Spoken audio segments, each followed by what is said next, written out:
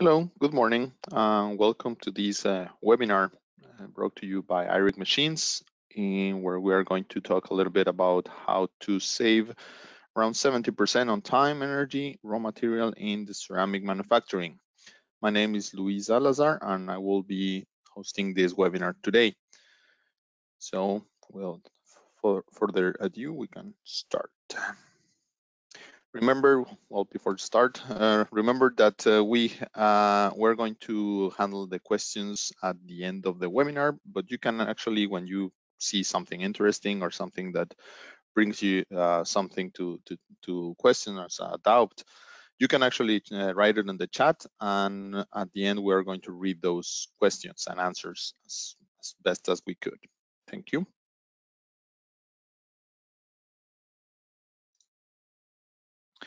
So this is the agenda we're going to have today. We're going to start a little bit about talking about the company. Then we're going to talk about our intensive mixer, which is the machine that actually help us to do all the processes that we're going to see, and how to save energy and time doing the process. We're going to talk a little bit about the specific manufacturing processes that we can handle in our machines. And at the end, we're going to talk a little bit about our test lab. It's a possibility for all of you to bring your materials, and we will be able to run some tests before you actually buy the machine, or if you are interested in adjust your processes or trying a different supplier of raw material or something like that. We are going to be able to do that in our test lab. Well, the EIRICH Company was originally founded in 1863 in Germany.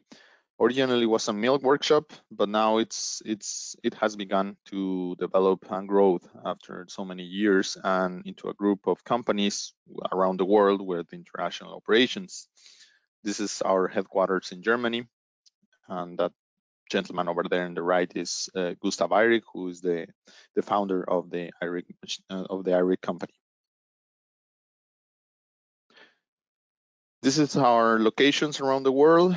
The North American office is handled by the Chicago office that handles from all the way from Canada all the way to Central America. So I'm in charge of the sales from Mexico and Central America and the Caribbean. So I handle this area. In the south part, we have the Sao Paulo in Brazil manufacturing facility, and our other companies around the world.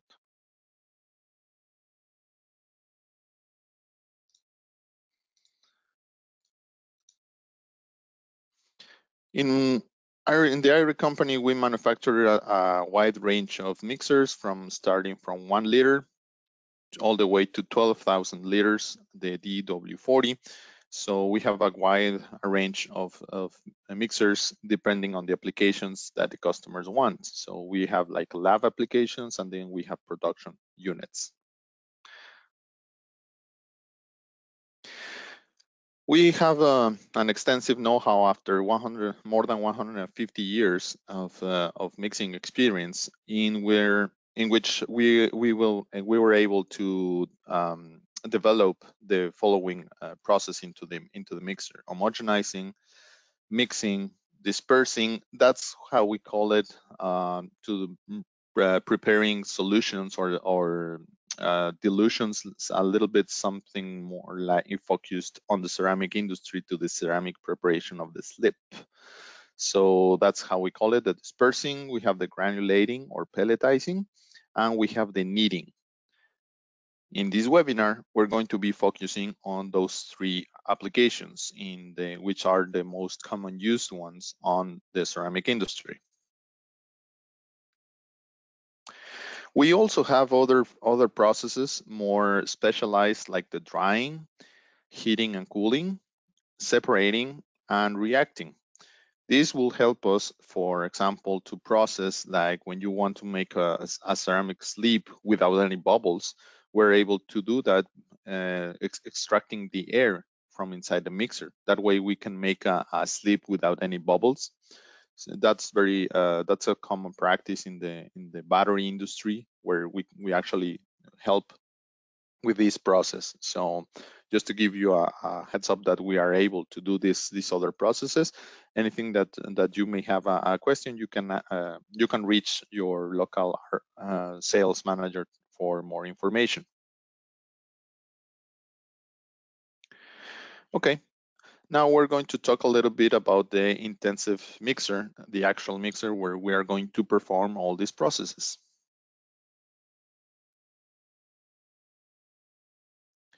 There are three main components in the mixer, in the intensive mixer, that works together in order to get the best mixing results. The first part is what we call the rotor tool, where we can vary the speeds between 1 and 30 meters per second. We have a scraper that will keep clean the wall and the pan floor. As it rotates, it will help us to move. It will basically have two functions. One of them will be to clean the wall and the floor, and the second one is going to be helping moving the material.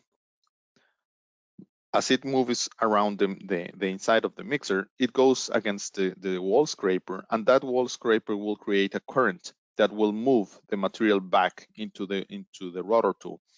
That will guarantee that we don't have any dead zones inside the mixer, and that all the material will be in contact with the rotor tool, which is the tool that actually makes the mixing application, within one rotation. Besides that, we have the other tool, which is the pan.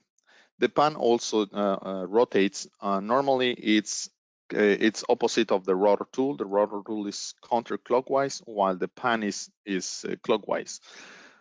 This in order to be able to help that motion of the material inside the mixer. Except when we are going to be working with the kneading process or the plastic bodies. Just in that application, that's the only application where we are going to have the both rotation directions in the same way. We're going to have the rotor tool clockwise, same as the pan. This in order to help the material as it becomes a plastic body, it will help the material to be moving inside the mixer. That's the only application where both the pan and the rotor will move in the same direction. Now we're going to be able to see an animation of how it works. You can see the tool, the pan, and the discharge is going to be shown a little bit later, where you can see the discharge is in the middle of the mixer. As you can see, also that curve shape of the walls of the floor scraper will help to discharge the material going into the center discharge gate. That's another application that tool has.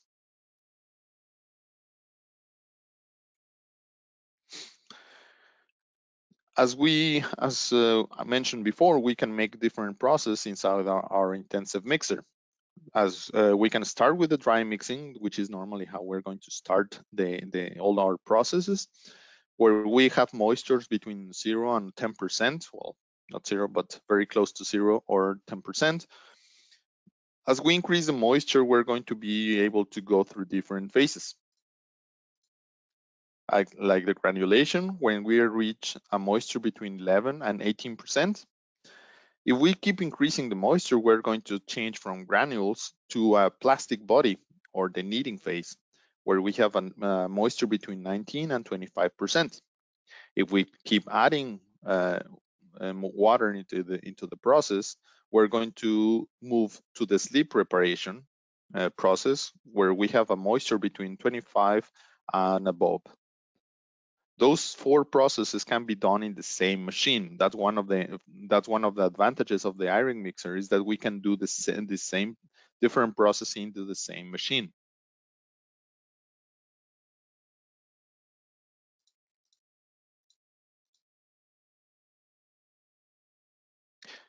Okay, now we're going to start talking a little bit about the actual manufacturing process and how we're going to be able to save the energy and time using our technology.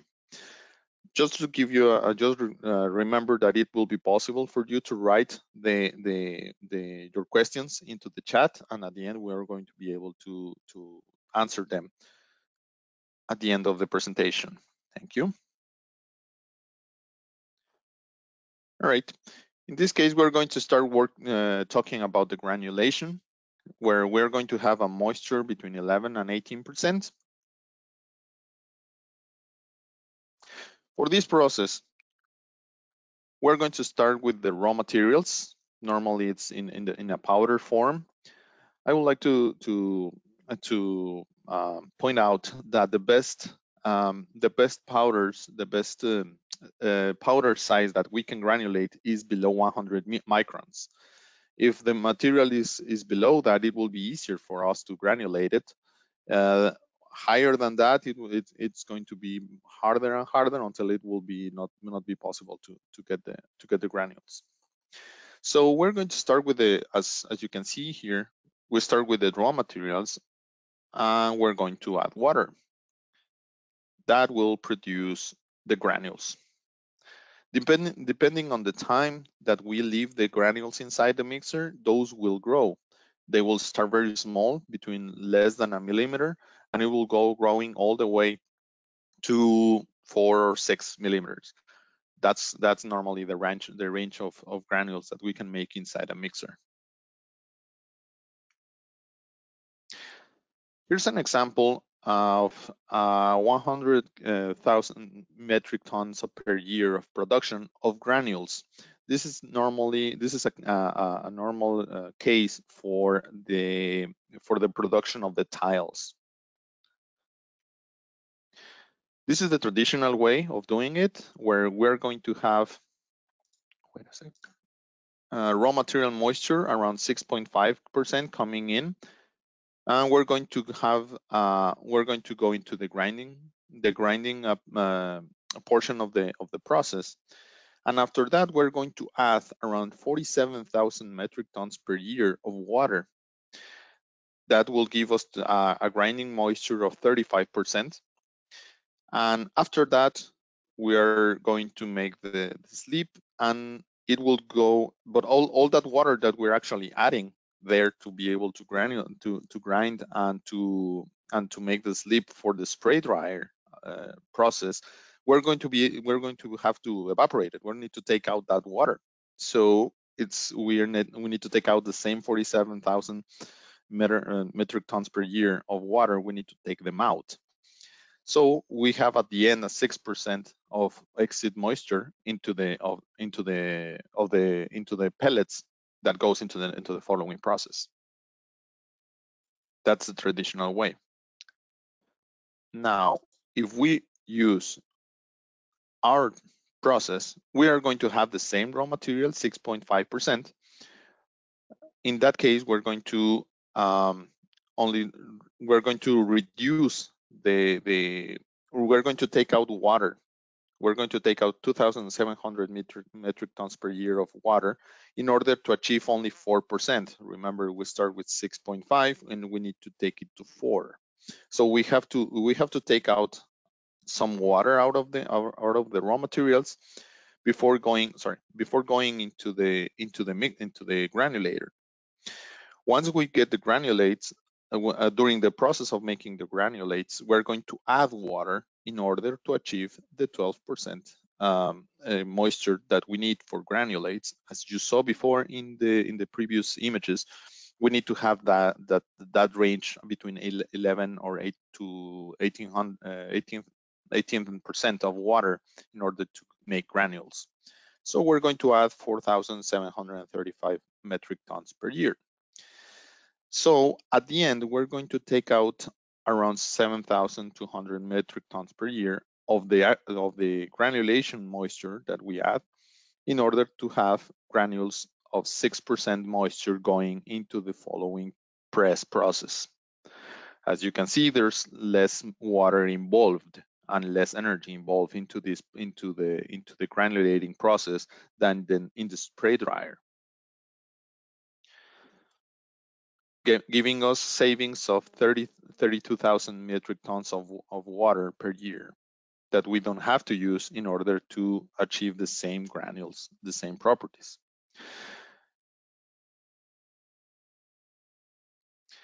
So what are the additional savings of changing this process between the traditional spray drying granulating process to the EIRICH intensive mixer process? We're going to be saving energy up to 60%. As you saw, we need less energy to take out that water. We're going to be able to save the additives completely. We're going to eliminate from the slip preparation, because you have to go all the way to slip in the traditional process, and then you have to use flocculants and other additives in order to make it more fluid for the spray dryer. We don't have to use those additives in the granulation process. We can still use the current formulations, and there's a chance that we are able to use local supplied raw materials that will help us to reduce the savings in raw materials, as well as the carbon footprint when bringing local supplied materials.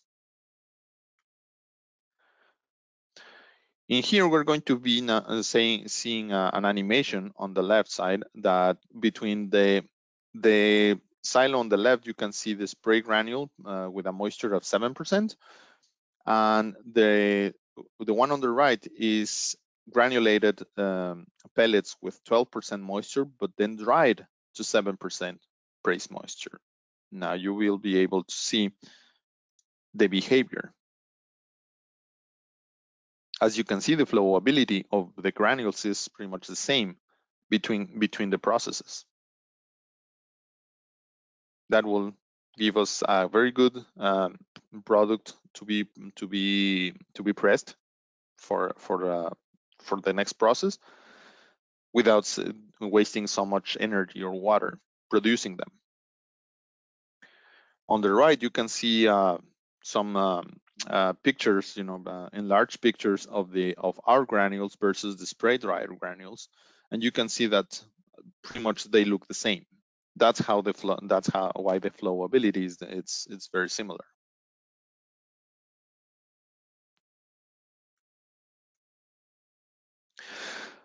Some application examples of this process: well, you can make the tiles, expanded clay, grinding media, propans, molecular sieves, spark plugs, and other press bodies.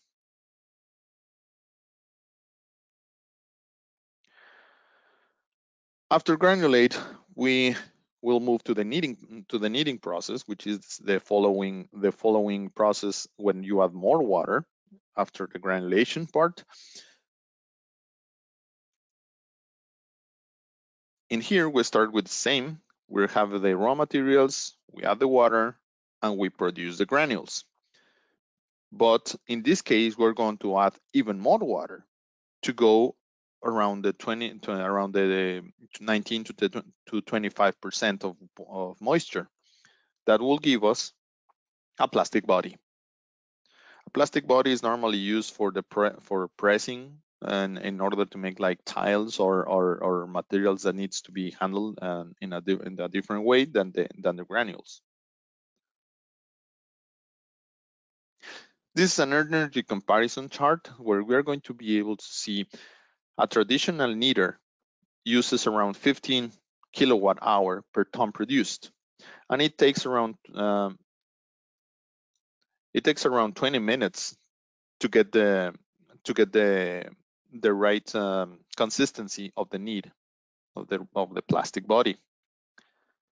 Another example of technology is the wheel muller, where you use 13.5 kilowatt hour per ton produced, and around 10 minutes, after 10 minutes, you will have some actual good quality knead. The plastic body will be all the materials, as you can see in the picture on the right. The materials will be blended completely into the kneading process at the end of 10 minutes.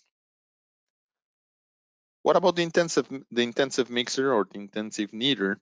We only use 12 kilowatt hour per ton, which is, you may say, it's not that much of a wheel Mueller. Yeah, it's only 1.5 kilowatt hour per ton produced. But here's the thing: in the wheel Mueller, it takes 10 minutes to achieve a good plastic body, while in the intensive kneader, we can do the same. We can achieve the same good results of the plastic body within only 3 minutes. That will save us the energy and the time in the kneading process. Also, sometimes some customers ask us for the kneading process in order to avoid the filter cake process. This will save time because the preparation, as you saw, will be able to do in minutes instead of hours or days.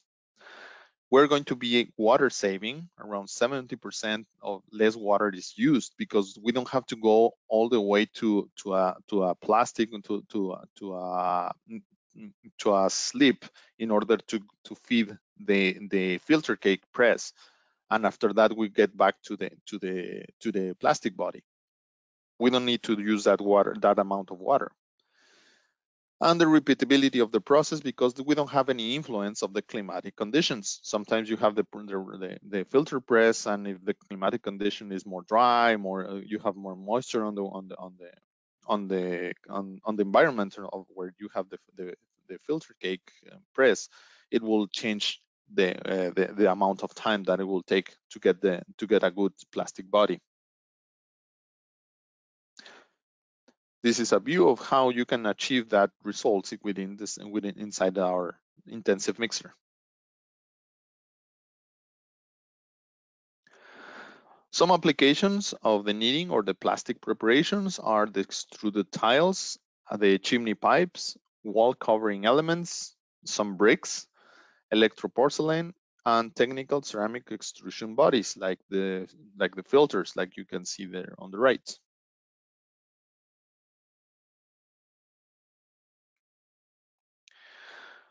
Finally, we will move to the last process, which is the slip preparation. Once you go above 25%, you change from that kneading process into the slip preparation. So you will get a liquid material that can be used in the following processes. Again, we start with the raw materials, we go to the granulation phase, we add more water, we go to the kneading process, but in this case, we're going to add even more water. And after getting that water, we're going to get a slip.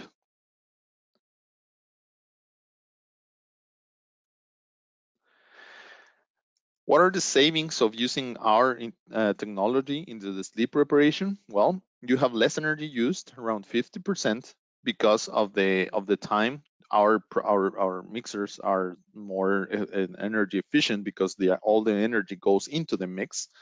So we have a comparison on the right, where a conventional blunder uses around 14 kilowatt hours per ton, while our EIRICH dissolver mixer only uses half of it, so only 7 kilowatt hour per ton. Another very good advantage here is the footprint. We only require around we need only around 40%. We will reduce 60% of the footprint. You can see where a conventional blunder will use around 30 square meters of area of footprint, while our EIRICH dissolver mixer we only use 10. This is very sometimes it's very useful for customers when they are going to change, or they need to produce more slip, but they already they have some restrictions on the area. This is another important part on this. Or considering our technology, when you're starting to make a new plant, you will be able to see that to use a small plant, a more compact one, in order to produce the same amount of slip. Less fabrication time. I think this is one of the most impressive parts, where a conventional blunders use 120 minutes, sometimes even more than that. our dissolver mixer can make the same slip in only 15 minutes. And as we talked a little bit before, we use less additive because we don't have to use all those flocculants to achieve the good flowability and a good properties on the slip.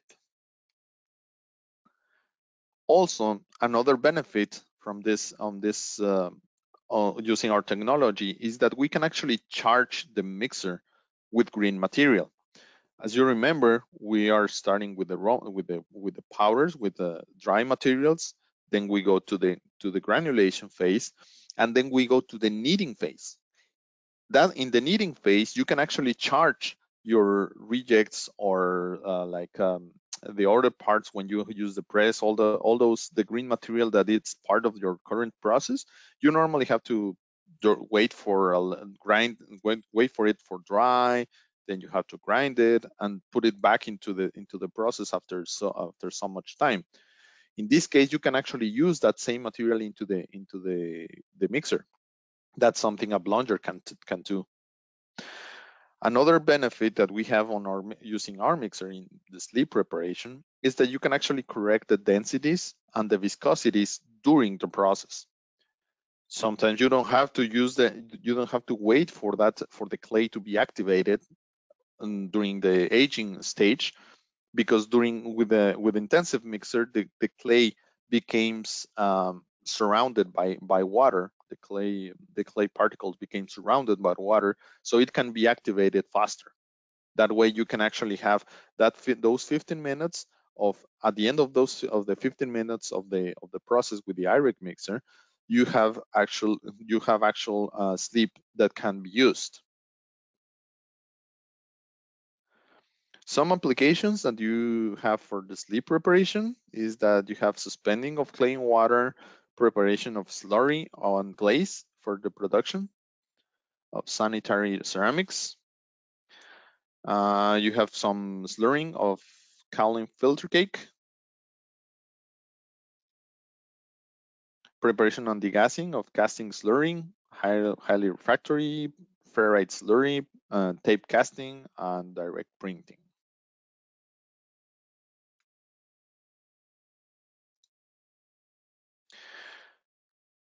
So that's it about the manufacturing processes. And now we're going to talk a little bit about our test lab.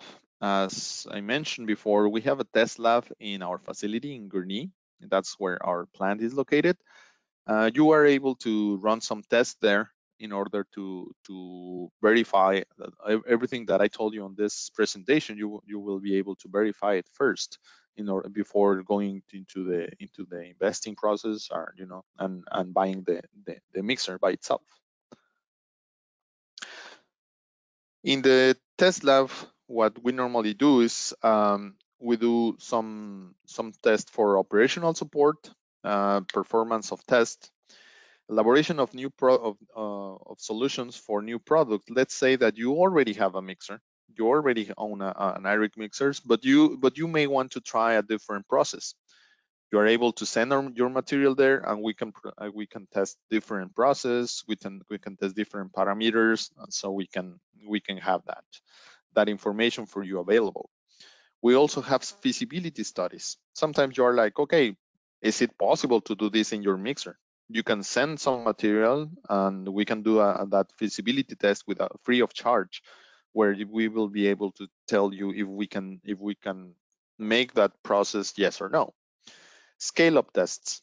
So we're going to be able to start on a small scale, and we are going to be able to translate that to a production size. And customer specific optimization. Sometimes customers like, you know what, I want to try a different raw material supplier, but I don't want to risk my existing operation. Well, you can send the material to us, and we can perform some tests with the new supplier material.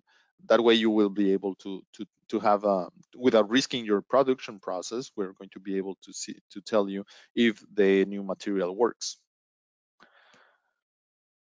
If you have any more, if you want any more information, you can go into our website, There it is, www.eirichusa.com, or you can write me an email on lsalazar@eirichusa.com, or you can give me a call at that phone too, in order to talk a little bit more about your process. So with this, I finished this webinar about ceramic preparation, and we're going to start with the questions. So let's see if you type anything during my presentation. Yes, hello everyone. Yes, we do actually have a few questions here. The first one is, what is the typical clearance between the scraper and the side wall/bottom? That's a good question. Thank you very much for that. The normal clearance between the scraper, the wall scraper, and the floor scraper is around it's around 3 millimeters. It's around 1/8 of an inch. Okay. Second question is there any trouble when discharging in the kneading process? No. Since we have you have the kneading, normally it becomes some plastic. Let's call this some plastic body balls. It's easier for the wall scraper and the floor scraper to direct them to the discharge. So we don't normally have any issues with the discharge. Remember that also the pan is rotating. So the combination of the rotation of the pan and the floor scraper moves very easily the plastic bodies to the discharge. Okay, thank you. Third question, can you please discuss where, when mixing or kneading abrasive materials like those containing quartz sand?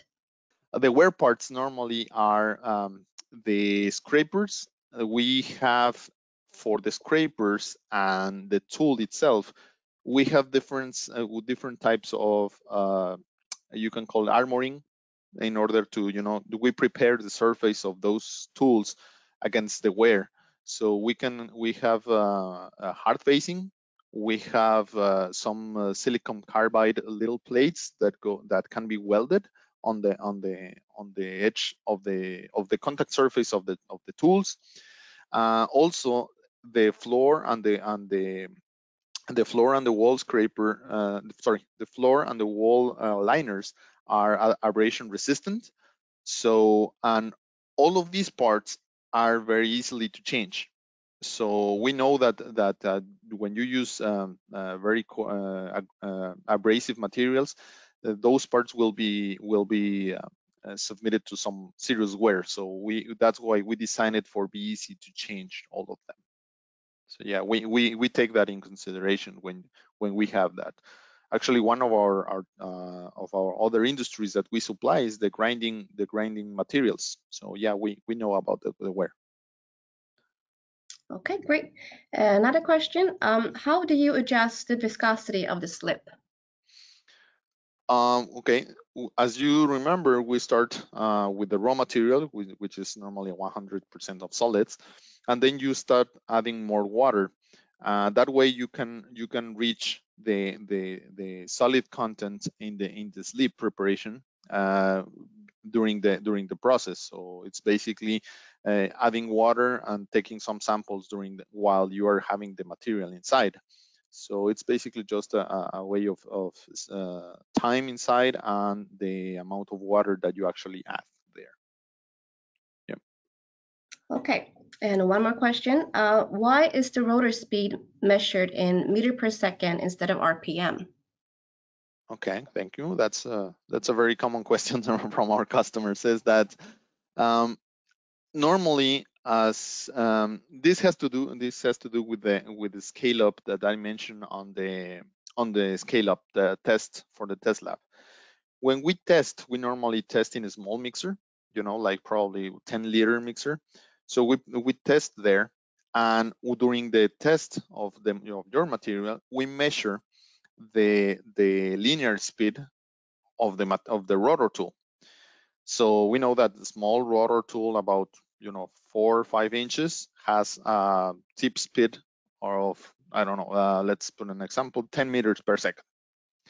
So when we go to a production size, then we know that we need to adjust the rotor tool, which is not going to be 5 inches, is going to be probably around no, I don't know, like 15, 20 inches diameter. We know that we need to go to the same tip spit. That way, it's easier for us to scale up from a lab unit to a production unit, having the same results. So basically, that's why we measure it in meters per second instead of RPMs during in the tool. Okay, great. We got one more question here. Can an EIRICH mixer handle dense materials like a technical ceramic containing tungsten, densities of 3 to 4 Gs per cc? Yeah. I think we've done some materials with that, especially in the grinding industry. We use dense materials. Concrete industry is also some other industry that we serve that handles higher densities. I will suggest for you to contact our test lab and be able to run some tests in order to clarify your process to be able to be sure that we can handle those. But yeah, I think we had some applications before of dense materials. Mm-hmm.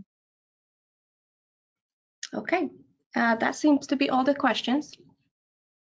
Thank you very much, all of you. And well, again, if you have any questions, you can reach us on this during our webpage or sending an email to my email address there, or you can call the phone there. So we can help you in any process needs that you have.